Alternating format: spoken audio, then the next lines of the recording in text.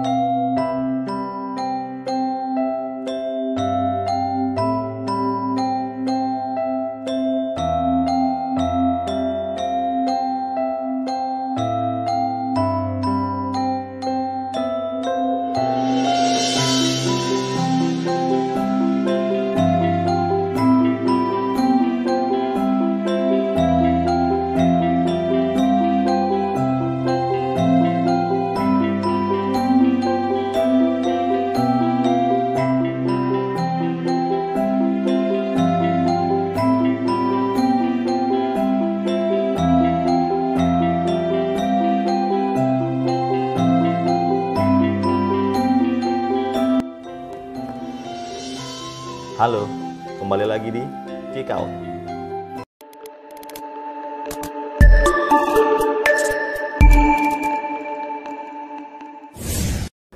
Hai, Sobat Kikau. Kita tahu batik adalah sebuah warisan budaya dunia yang berasal dari Indonesia.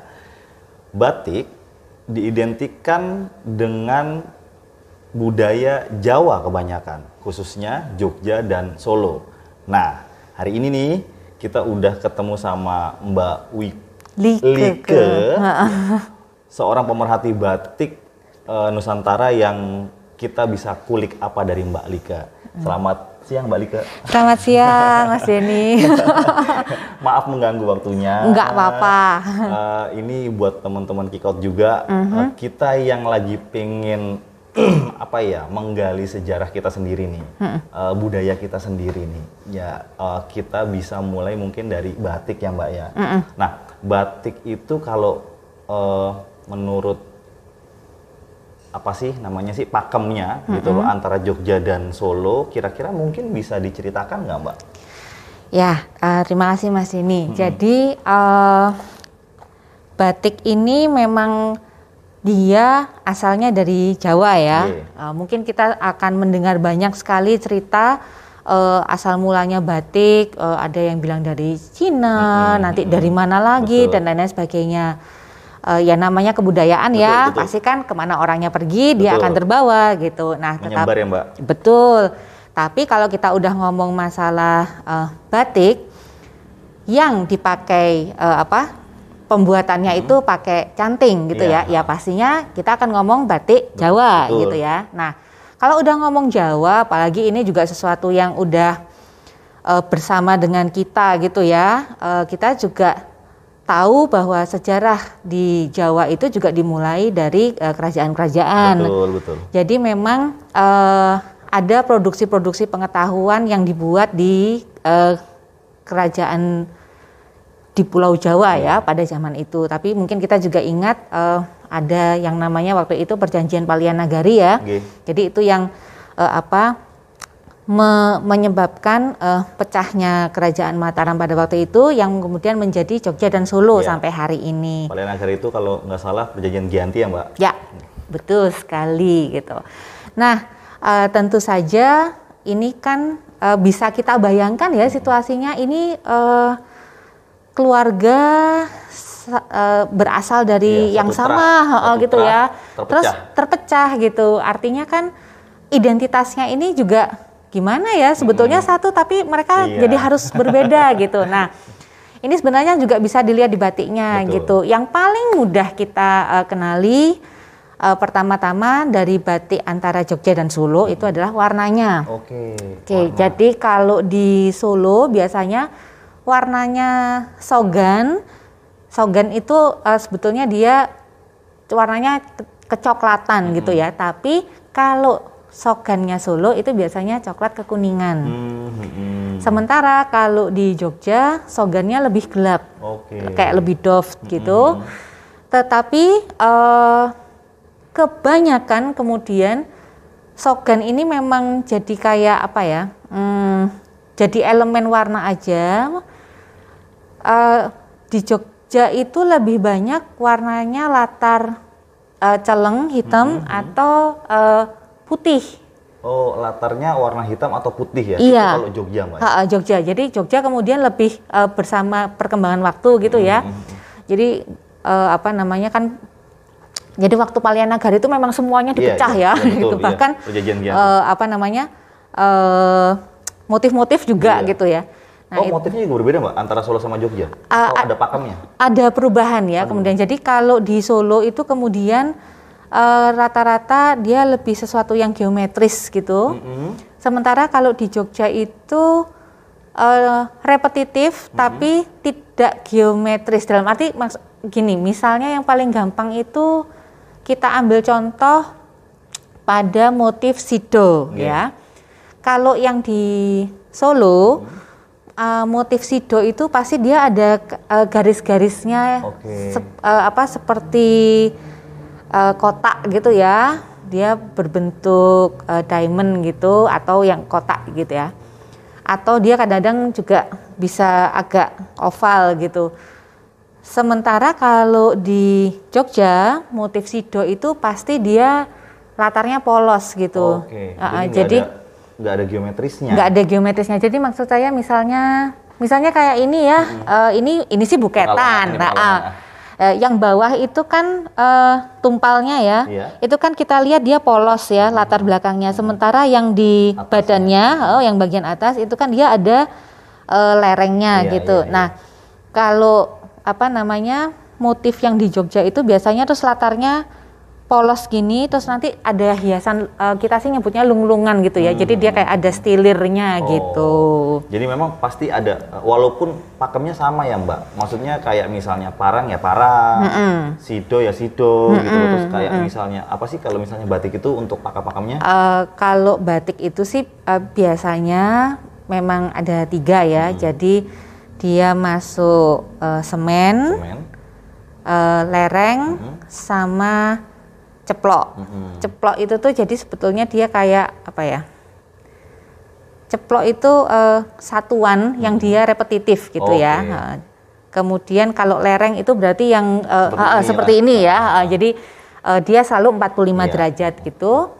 Kemudian semen itu jadi sebetulnya juga motif yang lama ya. Jadi dia biasanya memang menggambarkan harmoni. Jadi selalu ada unsur-unsur apa namanya alam filsafatnya itu pasti 11-12 lah kalau antara Jogja dan Solo gitu. Cuman memang kalau misalnya untuk warna Jogja lebih gagah atau Solo lebih anggun gitu kali Mbak?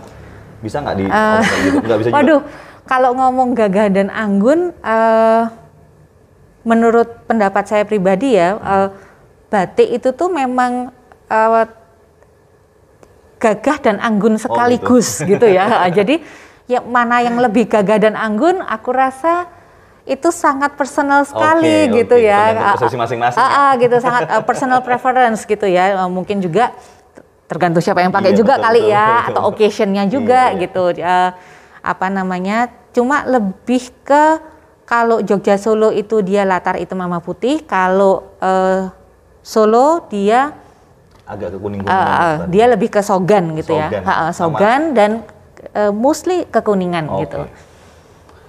Kalau misalnya nih Mbak, kita kan tahu ya batik-batik klasik itu ya, ya misalnya batik-batik seperti parang, seperti kawung kembang, ya kan? Itu kayak gitu. Itu untuk Jogja sama Solo itu satu pakem atau enggak Mbak? Atau memang mungkin ada parang di Jogja parang tapi di Solo nggak ada parang, misalnya begitu? Enggak. Kalau untuk motif-motif klasik itu sama semua ya? Sama. Biasanya nanti memang ada pembedaan-pembedaan, misalnya ya selain di warna, Dan tentu saja batik itu tuh ruang kreatifnya besar sekali ya. Jadi memang tergantung orang-orang yang menciptakannya. Jadi motif-motif klasik itu kemudian biasanya juga berkembang, ada sentuhan-sentuhan baru gitu ya, dikasih lebih stylish gitu. Jadi misalnya kayak kawung. Kawung itu ya dari dulu kayak gitu bentuknya gitu. Tapi terus kemudian kan jadi berkembang jadi kawung picis, jadi kawung sen, nanti kawung yang combine dengan motif-motif lain gitu. Jadi perkembangannya sangat banyak sekali gitu. Nah, kalau misalnya untuk filsafatnya nih Mbak, kata orang-orang batik itu kan pasti berfilsafat, apalagi yang klasik gitu loh. Kalau misalnya sekelumit nih Mbak, tolong dikasih tahu ke Sobat Kikot. Filsafatnya mungkin kayak misalnya batik parang itu apa sih filsafatnya gitu loh. Yang jelas batik ini adalah pernah ada satu rekan di perbatikan itu kalimat beliau sangat bagus sekali ya. Jadi batik ini adalah alam pikir orang Jawa yang bisa kita pegang, bisa dibendakan gitu. Jadi pengecewantahan betul. Pikiran. Nah, pada intinya sebenarnya semua motif batik itu baik. Tidak ada motif batik yang penuh dengan ancaman dan sesuatu tidak ada negatif di situ ya. Itu semuanya positif. Ya, semuanya positif. Positif. Betul, karena bisa dikatakan alam pikir orang Jawa itu tuh memang mengedepankan harmoni gitu. Jadi kalau bahasa Inggrisnya tuh kayak blessed in disguise gitu ya. Kayak orang Jawa tuh mungkin kita sering denger ya idiomnya apapun tuh kok mesti selamat aja kan. Misalnya misalnya jatuh kecelakaan, untung lo selamat lo, kamu cuma gini toh. Coba kalau tadi kepalanya jadi selalu positif blessing gitu. Nah, jadi sebenarnya semua selalu positif gitu ya. Tapi kalau misalnya yang bisa diceritakan, misalnya seperti parang gitu ya. Parang ini memang merupakan salah satu motif larangan yang memang hanya boleh dipakai oleh raja dan keluarga dekatnya. Jadi itu permaisuri, putra mahkota atau putri gitu ya. Nah itu biasanya nanti ukurannya tuh selalu pakai tangan gitu. Jadi ukuran parangnya kalau raja misalnya gede-gede itu nanti disebutnya parang barong. Itu kira-kira mungkin dia bisa setelapaan tangan gitu. Untuk ukuran parangnya sendiri. Gitu. Terus nanti istilahnya derajatnya bukan derajat lereng. Jadi misalnya yang kelas pangeran ya dia nggak boleh segini, dia jadi tiga jari ukurannya. Jadi strata sosial itu ditentukan sama ukuran parang itu sendiri ya. Jadi batik itu pada zamannya selain dia memang sesuatu yang stylish ya, itu adalah ruang ekspresi gitu. Dia juga sebenarnya kayak ID gitu. Jadi melalui motif-motifnya tuh kita juga bisa ngelihat beliau ini kira-kira dari siapa. Misalnya nih ya, jalan-jalan di alun-alun gitu. Terus ada kipasnya jatuh kayak atau apa gitu. Terus ada orang ngambil gitu. Punyanya mbaknya itu jatuh gitu. Kalau lihat dia pakai parang klitik misalnya, dia nggak akan langsung mbak ini tadi jatuh ditepuk gitu, nggak akan gitu, tapi pasti ngomong sama orang yang di dekatnya dengan gestur yang sangat menghormati sekali. Mungkin juga matanya tidak langsung menatap gitu ya. Tapi kalau misalnya dia pakai motifnya gitu ya dipanggil Bude niki Bude gitu. Itu nggak apa-apa. Ini balik ke ini yang Sobat Kikot mesti ketahui ya. Jadi sekarang ini kita memang batik itu jadi Indonesian Heritage ya Mbak. Jadi siapapun sekarang lagi memudayakan batik, apalagi sekarang ada hari batik kan ya. Lalu juga kadang-kadang teman-teman PNS pun hari Jumat biasanya pakai batik, dan teman-teman perkantoran di Jakarta pasti sering pakai batik. Tapi kita nggak ngerti filosofi dari batik itu sendiri, itu juga agak-agak rancu. Jadi kadang-kadang ada orang yang pakai ke kondangan gitu, terus dia pakai batik parang misalnya, walaupun bukan parang barong, tapi saya kira ya, kalau menurut Mbak Lita gimana? Mbak Lika gimana? Kalau menurut aku ya, ya memang karena satu dan lain hal di masa lalu gitu ya, ada banyak salah kaprah gitu ya. Ya nggak apa-apa, ini pelan-pelan kita selesaikan bersama gitu.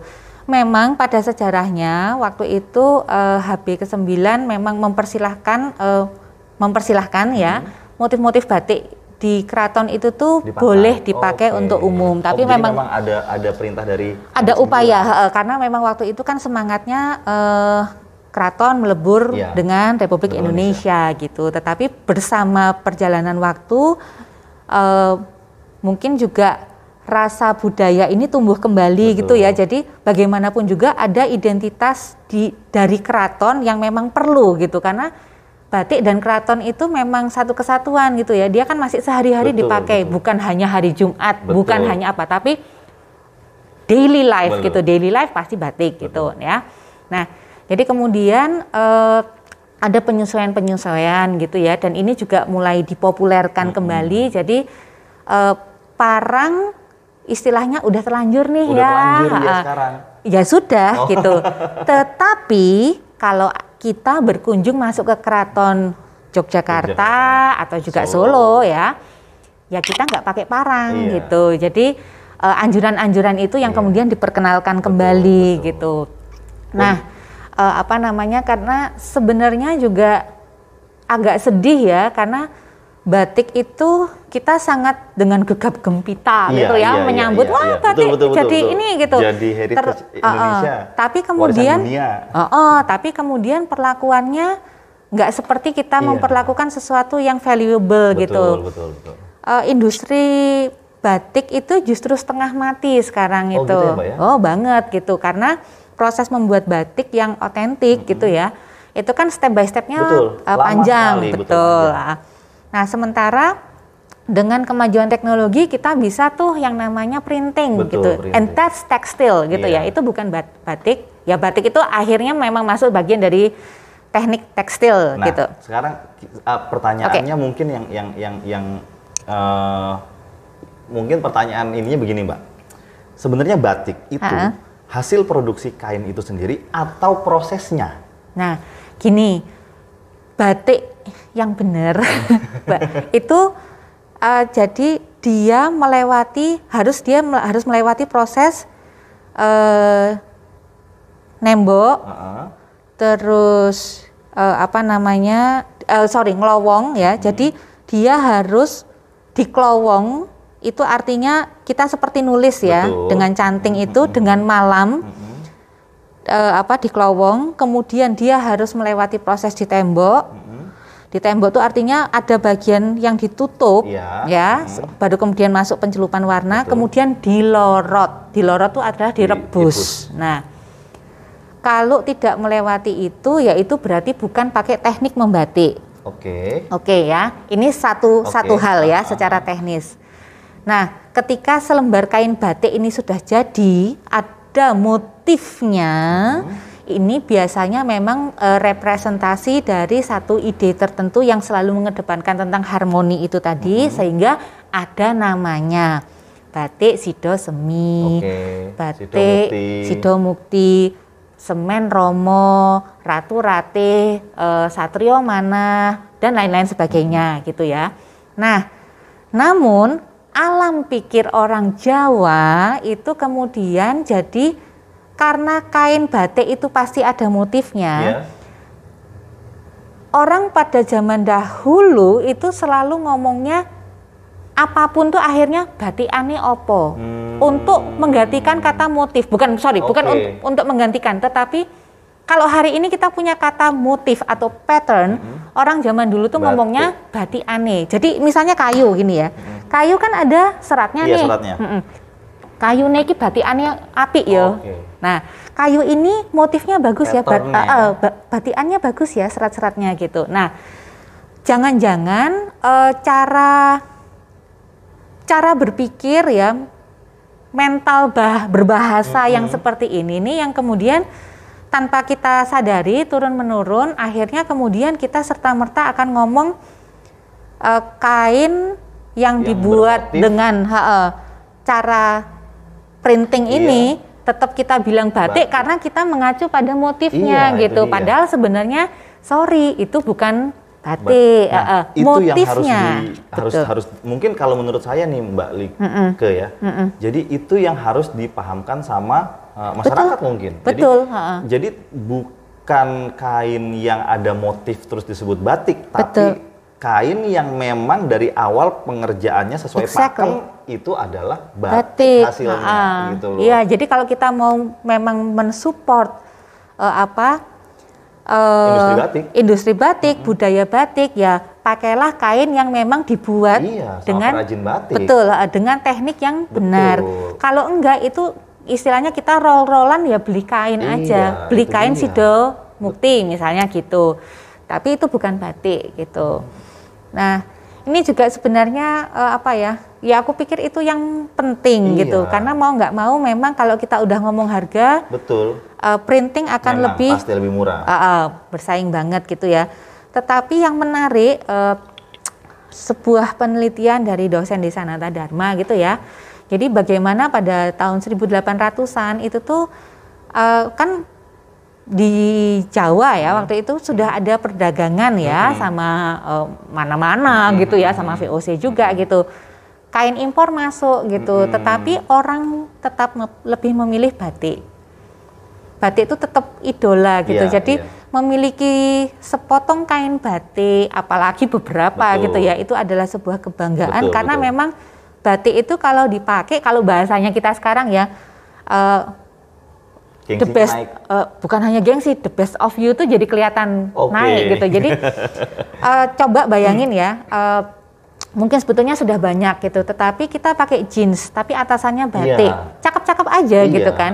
Kita bawahannya kain, atasannya mau kaos, mau itu kebaya, mau itu surjan dan apapun patternnya gitu, tetap cakep juga gitu loh. Jadi kan ini nih tingkat kejeniusan seperti apa sih kok bisa bikin barang kayak gini gitu kan? Benar. Berarti nenek moyang kita sebenarnya ya they are so genius gitu loh. So genius. Tapi miris ya Mbak, kalau misalnya denger Mbak tadi yang ngomong di tengah gegap gempita batik seperti sekarang, bahkan pengrajin batik sendiri pun masih ngap-ngapan gitu loh. Banget. Karena dihajar sama industri tekstil itu dia. Dan yang sayangnya juga mungkin mumpung ini kita ngomong sama Sobat Kickers ya gitu. Kalau ada teman-teman yang kepingin support batik gitu ya, bisa aja loh misalnya crowdfunding apa-apalah istilahnya gitu. Kemudian memang bikin usaha kain batik tapi memanfaatkan pembatik-pembatik yang masih ada ini gitu. Karena benar. Kalau kita juga tidak mensupport mereka ya itu jadi industri yang mati betul. Ya aku rasa itu banyak hal yang masih bisa kita lakukan atau misalnya regulasi pemerintah yang lebih mensupport pada industri batik ini gitu. Jadi ya sorry ya misalnya kayak kalau itu bukan batik, tapi dibilang batik kan ya mungkin harus ada regulasinya gitu kan. Betul. Kalau ternyata regulasi yang ada ini malah justru tidak mensupport para pembatik ya, orang-orang yang justru garda depannya budaya kita ini gitu, apakah tidak bisa dipertimbangkan ulang gitu kan? Harusnya yang tidak otentik ini yang ada catatannya dong gitu kan gitu. Ya itulah makanya ya mirisnya kita ya. Saya juga nggak habis pikir kenapa ketika kita gegap gempita batik terus orang-orang sebagai garda depannya malah kembang kempis gitu loh maksudnya. Kalau misalnya kalau misalnya batik, perajin batik pasti ada paguyuban Mbak gitu. Pasti ada perkumpulan kan. Nah, mereka berbuat apa dong untuk ini?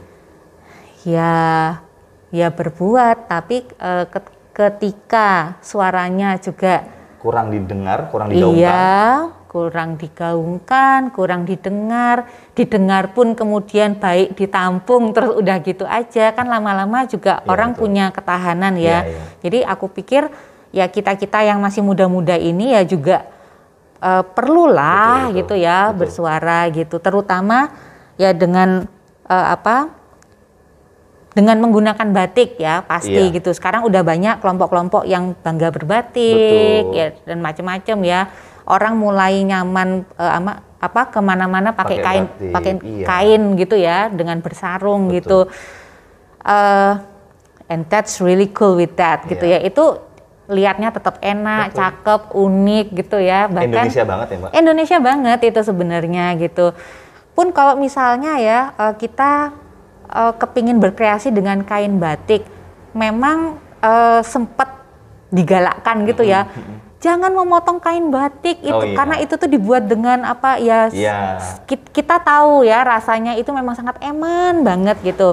Tapi kalau memang kita kepingin berkreasi, ya saran aku sih ya jangan takut juga gitu, nggak apa-apa gitu.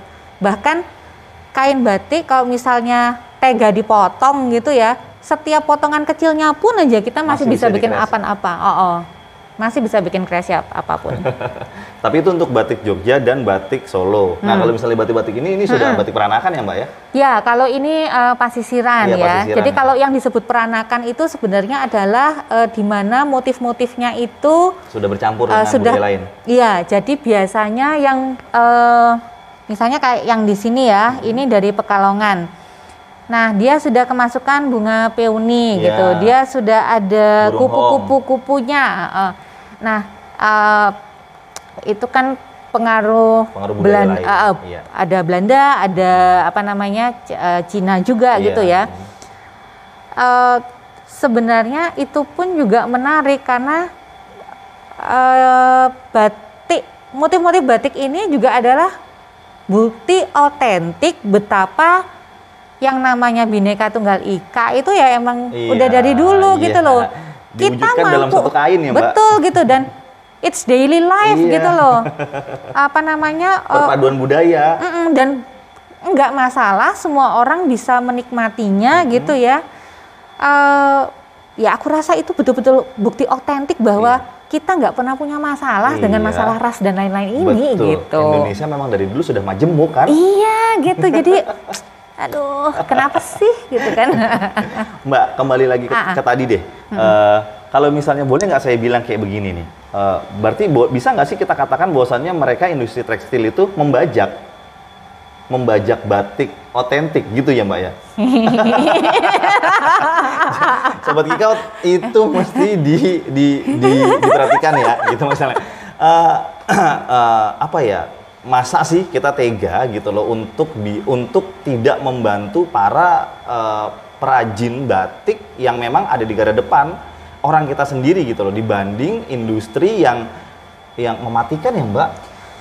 Ya aku rasa memang ini sungguh dilema ya, karena di satu sisi industri tekstil ini juga ada banyak orang, banyak elemen yang terlibat gitu ya. Bagaimanapun juga dia juga menggerakkan ekonomi. Tetapi kita ini kan juga pada titik tertentu kita juga berhadapan pada kelompok tertentu juga yang juga butuh untuk tetap eksis ya, baik secara ekonomi dan terutama karena dia juga ada misi kebudayaannya gitu loh. Ya mau nggak mau memang kita kalau ngomong masalah batik itu dari dulu ya akhirnya akan ngomong dagang gitu pasti. Ya. Tapi ketika ternyata yang diperdagangkan ini juga adalah jiwa raga gitu ya. Ada identitasnya, ada cerita yang sangat luar biasa. Ada nasionalismenya juga. Iya, itu kan jadi sesuatu yang berbeda juga gitu. Betul. Ya aku rasa ruang-ruang dialog kayak gini terutama buat kita yang anak-anak muda ya kita sangat perlu gitu untuk nyari terobosannya gitu. Karena ini tantangan zaman gitu ya. Kadang kalau kita udah ngomong budaya terus seolah-olah kayak nguri-nguri kebudayaan.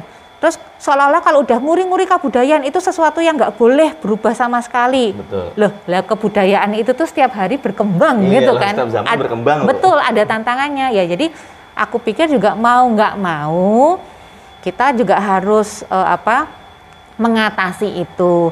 Karena kalau kita lihat ya sekarang kalau sejarah teknik batik gitu, sebagai industri gitu. Yang tadinya canting ya, bentuk cantingnya itu tadinya kan dia seperti pena yang ini ya, tadi udah lihat ya. Nah, kemudian dia berubah menjadi bentuk canting yang sampai hari ini yang ada camplungnya. Nah, ketika orang membuat batik dengan canting itu nggak bisa catch up waktu gitu ya, perlu lebih cepat, kemudian mereka menciptakan yang namanya cap. Dari cap kemudian perlu lebih cepat lagi gitu. Kemudian ada yang namanya tadinya print, tapi kemudian orang kan jadi sadar bahwa, jadi bayangkan ya, itu kira-kira generasi kakek neneknya kita berarti ya. Beliau-beliau ini kemudian sadar bahwa yang namanya print, jadi dulu itu tuh memang di sablon gitu. Sablon. Itu ternyata memang cuma motifnya doang, tapi bukan batik. Gimana-gimana. Sehingga kemudian ada orang yang tetap terus meneruskan, tetapi ada juga pembatik-pembatik yang kemudian cukup tahu aja deh, aku tetap bikin batik ini karena butuh cepat itu tadi. Nah, itu kemudian diciptakanlah pakai mesin CNC ya waktu itu, dia pakai malam dingin. Jadi malamnya itu bukan pakai api dicairin gitu, tapi memang campuran kimianya dicampur sesuatu gitu ya, sehingga dia bisa disablon seperti pasta, tapi dia sebetulnya malam. Jadi malam dingin gitu. Namanya malam dingin. Namanya malam dingin. Nah, kemudian malam dingin pakai tenaga ini ya, sablon gitu. Kurang cepat, mereka pakai mesin gitu. Nah, itu sah-sah aja. Menurutku itu sangat menarik sekali gitu. Tetapi juga itu tadi ada masalah identitas, ada masalah ekonomi juga gitu. Ini tetap kita harus mencari. Ini dua hal yang berkelindan sih. Begitulah. Ya susah untuk tidak susah untuk tidak mempromot batik tanpa ada motif ekonomi di dalamnya juga kan. Betul, gitu, karena bagaimanapun juga dia adalah aktivitas ekonomi sebenarnya. Betul. Dan pada zamannya batik itu tuh istilahnya ya, orang punya batik sama orang punya uang lebih berharga batik gitu. Itu ibu saya banget, Mbak. Nah, tahu sendiri kan berarti gitu. Gimana batik itu bisa kayak jadi jaminan gitu kan. Kalau misalnya orang-orang dulu senang pegang emas, mungkin orang tua kita zaman dulu senang pegang kain batik. Jadi kita kaya apa enggak gitu dilihat batiknya gitu loh, bukan dilihat ininya gitu. Kalau belum punya batik sutra 1 atau 2 belum. Itu dia makanya. Jadi ya that's part of our heritage ya. Betul. Ada 2 sisi sih pasti sih memang sih.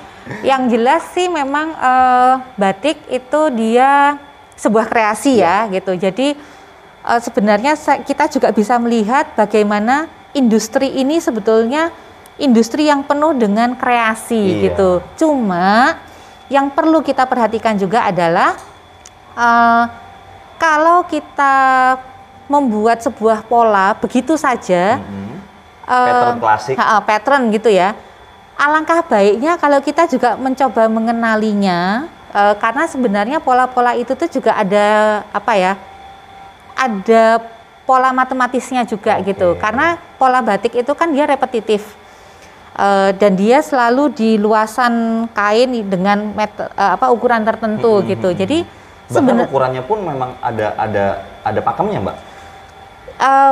Bukan ada pakemnya, tapi lebih karena mesin tenun atau mesin-mesin industri kain sekarang ya memang lebarnya segitu. Gitu. Oke. Jadi menurutku itu juga menarik ya. Kalau kita udah memang kepingin berkreasi dengan batik, coba kenali juga cara-cara pola pikir dan logikanya gitu. Karena memang apa yang bisa digambar serta-merta akan mudah dibatik karena kan sama ya prinsipnya gitu. Tetapi kalau kita udah tahu logikanya, aku yakin kita-kita yang masih muda ini juga bisa kok menciptakan motif-motif baru atau motif-motif klasik yang terbarukan dengan pemaknaan baru juga yang nggak kalah hebatnya sama motif-motif warisan dari leluhur kita gitu. Nah, ini pertanyaan terakhir nih buat Mbak Like. Harapan Mbak Like ke depannya untuk batik Indonesia nih apa? Harapan saya? Iya. Batik selamanya akan tetap ada di Indonesia dan Amin. jadi milik bangsa Indonesia. Iya. Kalau ada negara lain yang bilang punya batik atau apa, nggak apa-apa gitu. Punya kita tuh ada kok gitu loh. Ya orang lain punya, ya mirip, nggak apa-apa gitu. Jadi nggak usah gampang sewot ya. Iya, betul. Kita punya batik apapun. Kita punya identitas sendiri ya, Mbak. Iya, jadi nyaman lah gitu. Kita pakai batik jangan serta-merta, aduh kayak orang tua, aduh filosofinya ini apa gitu. Kalau kita tune in sama satu kain batik tertentu, misalnya ya, saya misalnya ini barang dagangan gitu ya, terus saya, aku suka sama yang itu gitu, pakai aja, karena itu juga akan membawa pesan sendiri kok. Ketika kita nyaman memakai, kita jadi lebih menghadapi apa-apa nyaman. Orang kemudian lihat, oh iya ya, ini kok positif, enak apa gitu ya. Nah itu ngeklik sama kita sendiri gitu, Mbak. Nah gitu. Nah sebenarnya gampangannya motif-motif itu tuh seperti kayak gitu kok. Bagaimana kita ngeklik hidup tuh sehari-hari ngeklik gitu loh. Kita sadar akan keadaan kita saat ini. Betul. Kita tahu kita ngapain gitu. Jadi nggak usah buru-buru merasa terbebani dengan aduh batik, aduh heritage, aduh orang tua, tidak gitu. Kita sebagai anak muda, no, this is batik, gua mau pakai apa, jadi apa, berani aja kreasi. Karena bersama waktu nanti kita juga akan nemu kok. Betul. Selalu bangga dengan batik. Selalu bangga dengan batik. Mantap. Ya. Makasih waktunya Mbak Like. Sama-sama, terima kasih Mas udah Denny. mengganggu. Enggak apa-apa. Sobat Kikot, itu tadi pembicaraan kita sama Mbak Like, pemerhati batik di Indonesia. Terima kasih. Sampai ketemu lagi di episode Kikot selanjutnya. Salam Kikau.